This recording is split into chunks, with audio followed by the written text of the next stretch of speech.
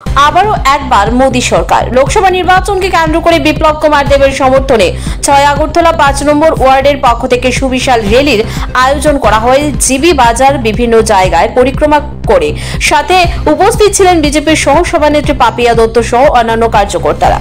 আমাদের যিনি প্রার্থী হয়েছেন আমাদের সাংসদ, রাজ্যসভার মাননীয় সাংসদ প্রাক্তন মুখ্যমন্ত্রী বিপ্লব কুমার দেবজির সমর্থনে আজ আমরা ৫ নম্বর ওয়ার্ডের উদ্যোগে একটি পদযাত্রা আমরা বের করেছি।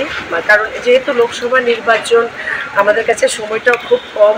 আমরা চাইছি প্রত্যেকের ঘর পর্যন্ত যেন আমরা পৌঁছাতে পারি, কিন্তু সেই সময়টা কম বলে আমরা একটু পদযাত্রার মাধ্যমে প্রত্যেকের দ্বারে দ্বারে গিয়ে আমরা আশীর্বাদটা নিয়ে নিচ্ছি এবং খুব সারা, ভীষণ ব্যাপক সারা এই ৬ আগরতলা।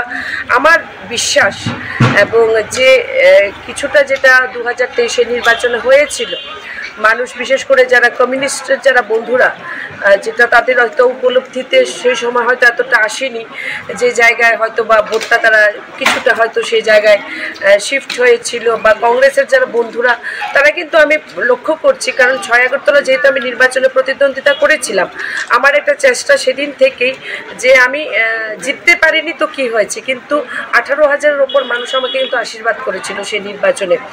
আমি আছি, যেহেতু আমি ঘুরছি, আমি যাই, মানুষের কাছে যাই, এবং বিশেষ করে কংগ্রেস এবং কমিউনিস্ট বন্ধুদের সঙ্গে যখন আমার কথা হয় তখন কিন্তু তারা সেটা বলেন যে ভুলটা আমরা করেছি ২০২৩ নির্বাচনে এবার প্রশ্নই আসে না। এবার আমাদের প্রত্যেকের ভোট বিপ্লব কুমার দেবজির জন্য, আমাদের এই সরকারের জন্য, ভারতীয় জনতা পার্টি সরকারের জন্য, মোদিজির জন্য, আমাদের মুখ্যমন্ত্রীর জন্য।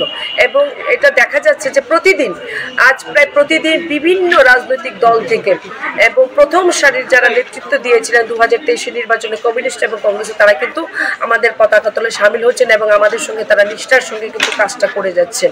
এবং ব্যাপক সারা এবং বিশাল সংখ্যক ভোটে আমরা এই কেন্দ্র থেকে আমরা প্রার্থীকে আমরা তুলে দেব, প্রার্থীর হাতে তুলে দেব, মানিক সাহাজের হাতে তুলে দেব বলে আমাদের বিশ্বাস।